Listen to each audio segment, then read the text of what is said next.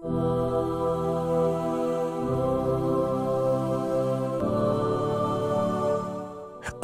আলাইকুম। আশা করি আপনারা সবাই ভালো আছেন। আমিও ভালো আছি।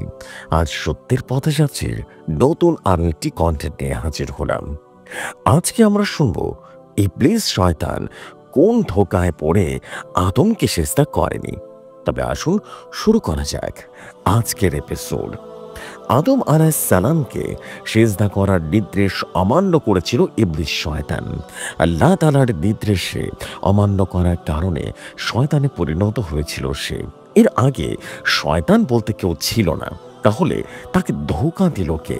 এই প্রশ্নটি কিছুদিন যাবৎ সামাজিক যোগাযোগ মাধ্যমে ঘুরপাক খাচ্ছে। আসুন জেনে নেই এই প্রশ্নের উত্তর। যে কেউই নফসের কুমন্ত্রণায় পড়ে যেতে পারে, তারা এই সহজ বিষয়টা জানে না।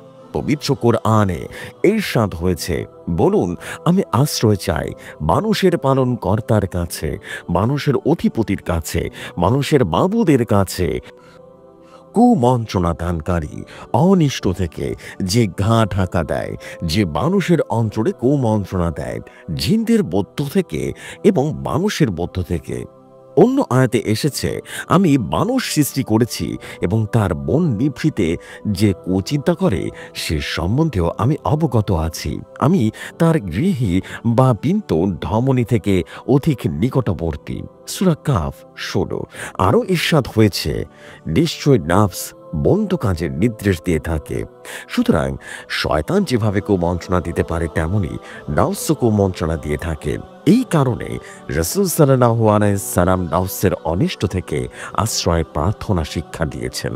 হাদিস আছে, রাসূল সাল্লাল্লাহু আলাইহি সাল্লাম বলেন, হে আল্লাহ, হে আল্লাহ, আমি আপনার আশ্রয় চাই। আমি নফসের অনিষ্ট থেকে, শয়তানের অনিষ্ট থেকে এবং শিরক বা জাল থেকে আশ্রয় চাই। নফসের ধোঁকার ভিত্তি হলো চিন্তা ভাবনা ও যুক্তি, আর শয়তান তার নিজস্ব যুক্তি ভিত্তিক ধোঁকায় পড়ে আদমকে সিজদা করা থেকে বিরত থেকেছিল। এই বিষয়ে পবিত্র কোরআনে ইরশাদ হয়েছে, তিনি আল্লাহ বলেন, কিসে তোমার বাধা দিয়েছে যে সিজদা করছো না? যখন আমি তোমাকে নির্দেশ দিয়েছি, সে বলল, আমি তার চাইতে উত্তম। আপনি আমাকে আগুন থেকে সৃষ্টি করেছেন আর তাকে সৃষ্টি করেছেন কাদা মাটি থেকে।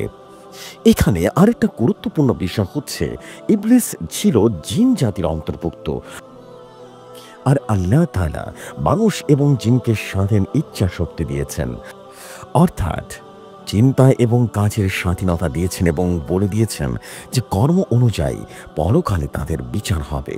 হে মানুষ ও জিনরা, অচিরেই তোমাদের হিসাব নিকেশ প্রতি মনোনিবেশ করব। ইবলিস যেহেতু জিন, তাই নফসের ধোঁকায় পড়ে তার স্বাধীনতা প্রয়োগ করতে গিয়ে অহংকার করেছে। অর্থাৎ তার মনে হয়েছে মাটির তৈরি মানুষকে সিজদা করা শোভনীয় হবে না। এর সে তার অহংকারী মনোভাব এমনভাবে প্রকাশ করেছে যে স্বয়ং স্রষ্টার আদেশই যেন ভুল ছিল। সবারই মনে রাখা দরকার, স্বাধীনতা মানে স্বেচ্ছাচারিতা নয়। আল্লাহ তাআলা বলেন, আমি তাকে করেছি শ্রবণ এবং দৃষ্টি শক্তি সম্পন্ন, আমি তাকে পথ নিদর্শন দিয়েছি। হয়তো সে কৃতজ্ঞ হবে, নয়তো অকৃতজ্ঞ হবে। নিশ্চয়ই যারা ঈমান আনবে এবং সৎকর্ম করবে তারাই সৃষ্টির শ্রেষ্ঠ। তাদের প্রতিপালকের নিকট তাদের জন্য পুরস্কার হিসেবে রয়েছে স্থায়ী জান্নাত, যার নিম্নদেশ দিয়ে নদী প্রবাহিত হয়, সেখানে তারা চিরস্থায়ী থাকবে। আল্লাহ তাআলা এই সম্পর্কে ইবলিসের পূর্ণ ধারণা দিয়েছেন। মহাশক্তিধর এবং সম্মানের অধিকারী আল্লাহ তাআলা অস্তিত্ব যে কত ব্যাপক, তা কত ক্ষমতাবান এবং তার তুলনায় ইবলিস কতটা দুর্বল এক মামুলি সৃষ্টি, এসব তার খুব ভালোভাবে জানা ছিল। এমনকি আল্লাহ তাআলা তার সঙ্গে কথা বলেছেন। এত মর্যাদা পাওয়ার পরেও, সব কিছু জানার পরেও সে আল্লাহ তাআলার আদেশের উপরে সোজা না করে দিল শুধুমাত্র অহংকারের কারণে। তার নফস তাকে অহংকারী করে তুলল, কিন্তু অহংকার করার অধিকার একমাত্র আল্লাহ তাআলার। আল্লাহ তাআলার সঙ্গে সেদিন তার যে কথোপকথন হয়েছিল, তা পবিত্র কোরআনে বিবৃতি এভাবে হয়েছে, ইবলিস যাকে আমি নিজের হাতে সৃষ্টি করেছি, তার প্রতি তুমি অনুগত হতে পারলে না কেন? তুমি কি তখন অহংকার করেছিলে? নাকি তুমি নিজেকে মহামান্বিত একজন মনে করো? স্রষ্টার কাছ থেকে এমন কঠিন প্রশ্ন সরাসরি শোনার পরে স্বাভাবিকভাবে ইবলীসের উচিত ছিল তার সঙ্গে ক্ষমা চেয়ে স্বীকার করে নেওয়া যে সে বড় ভুল করে ফেলেছে। তাকে মাফ করে দেওয়া হোক, কিন্তু সে তা না করে উল্টো আল্লাহকে বোঝানোর উদ্যত দেখালো। সে বলল, আমি ওর থেকে বড়। আপনি আমাকে আগুন দিয়ে বানিয়েছেন আর ওকে বানিয়েছেন মাটি থেকে। আল্লাহ তাআলা মুসলিম উম্মাহকে মহান আল্লাহ তাআলার প্রতি আদেশের যুক্তিতর্ক ছাড়াই মেনে নেয়ার তৌফিক দান করুন। আমিন।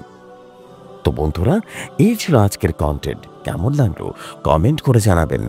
ভালো লাগলে সাবস্ক্রাইব করে পাশের বেল বাটনটি প্রেস করে দিতে পারেন।